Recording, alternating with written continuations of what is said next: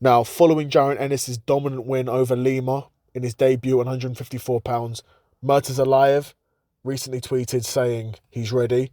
Now, Murtazaliev being the IBF world champion and a guy who, in general, himself has been very ducked. Nobody's been trying to fight this guy because he's tough and he's not a big name, right? So you could fight him. Pretty much no one would even know the fight happened, right? Which is a shame because Murtazaliev, again, is a very, very talented boxer. Definitely one of the best in the world at 154. His only notable win, though, is over Tim Tszyu. Now, at that point, Tim Tszyu was a guy who was probably looking just for a quick bounce-back win to try and get back in the ring with Fundora. Probably underestimated Murtazaliev, thought, it's just this Russian guy I've never heard of. Sure, he's unbeaten, but he's not beating anyone good. And probably underestimated him going into that fight. And Murtazaliev absolutely mollywopped Tim Tszyu and gave him the worst beatdown of his career. You know, Tim Tszyu would have back-to-back losses against Fundora. Murtazaliev beat him way worse than Fundora beat him in those two fights. Do you know what I mean? It was like that. And it really put Murtazaliev on the map, to be fair, because again, not just Tim Tszyu probably had that mindset, but majority of boxing media going into that fight had that mindset where they were like, well, who's this Murtazaliev kid? Do you know what I mean? Like, we've not seen him. He's not beat anyone we know. He's got a good record, but we've seen loads of guys in boxing with a good record. Doesn't mean they're good boxers. A good record and a good boxer is different things, two different things. Right, Dave Allen's a good boxer. He's not got a good record.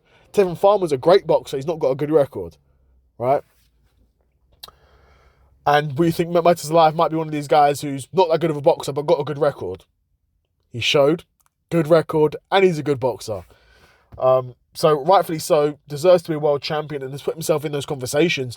He's eager to fight these big names. No doubt, Murtazaliev, this dude, he wants to get paid. No doubt. He wants those big fights. He wants those tough fights because he knows that's where the paydays are. He's looking to get paid, and he's active on Twitter, active on X. He's not got a ton of followers, probably because he can't speak English. If he could speak English, I think this dude could become quite a big star. I don't know who his promoter is. I don't know who's promoting him on that side. But an American or British promoter should be looking to sign him Murtazaliev because, you know, you've got a guy who's already a world champion if you were to sign him now. Already a world champion. You just need to market him, do that through, you know, YouTube series, documentaries and stuff. A few more wins, a few more knockouts. Do you know what I mean? You know, he could become a big star.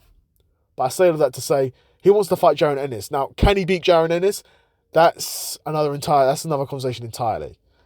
Probably not. Probably not. Ennis would be too fast, too powerful, too dynamic. Pretty much the reason why Jaron Boots Ennis beats everyone is the reason why he would beat Murtazaliev. Of course, Murtazaliev probably would be the highest level of performer, you would have thought. In terms of quality of boxer, I think Murtazaliev would be the highest. That to be said, Murtazaliev, we don't really know how well he can be in a war. Now, Tim Tszyu didn't just fold, and he was trying to fight. He was definitely a live body and was trying to throw, but Murtazaliev hurt Tim Tszyu so early on and got him out of, I believe he got him out of there, but just put such a beating on him. You know, you're thinking, you're not getting the best out of Tim Tszyu at that point. A prime Tim Tszyu, if you're beating a prime Tim Tszyu like that, then you're like, damn, this dude's serious, right? I say all of that to say both guys are probably quite powerful for the weight division, and we saw Murtazaliev's power, and we've seen Ennis's power as well. So we know both guys are quite powerful for the weight division. So, to be honest, I can see this being a fight. It doesn't even go the distance if this fight gets made, right? But stylistically, Ennis moves a lot. He can fight on the back foot. He can fight on the front foot. He's clearly powerful. Again, that makes him such a tough fighter for anyone to beat. Not just Murtazaliev. And, no one can really beat a boxer that can do all that. Really. Although Murtazaliev, like I said, we don't know how well he can take a shot. Assuming he can take a shot pretty well, because these Russian dudes are pretty tough. It would be probably quite tough for Jaron Ennis to get him out of there. But defensively, Murtazaliev does have the traditionals, the fundamentals of boxing very well. But again, if you're a guy who's going to beat Boots, to be fair, I think if a guy can beat Boots, they're going to need very solid fundamentals, and they're going to need the physicality advantage. I don't think Murtazaliev has that physicality advantage against Ennis at 154.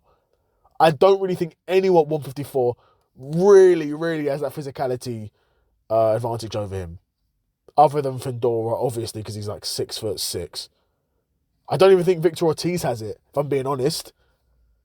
I saw a Victor Ortiz that was struggling with Madrimov in the early rounds. Again, Madrimov's a great boxer. No shame in struggling to beat Madrimov. He's great. A guy who I believe got dropped a couple of times by Bahaychuk. Now, again, Bahaychuk's not a bad boxer at all. Again, another one of these guys who's definitely at the top at 154. But I'll make another video about Virgil Ortiz.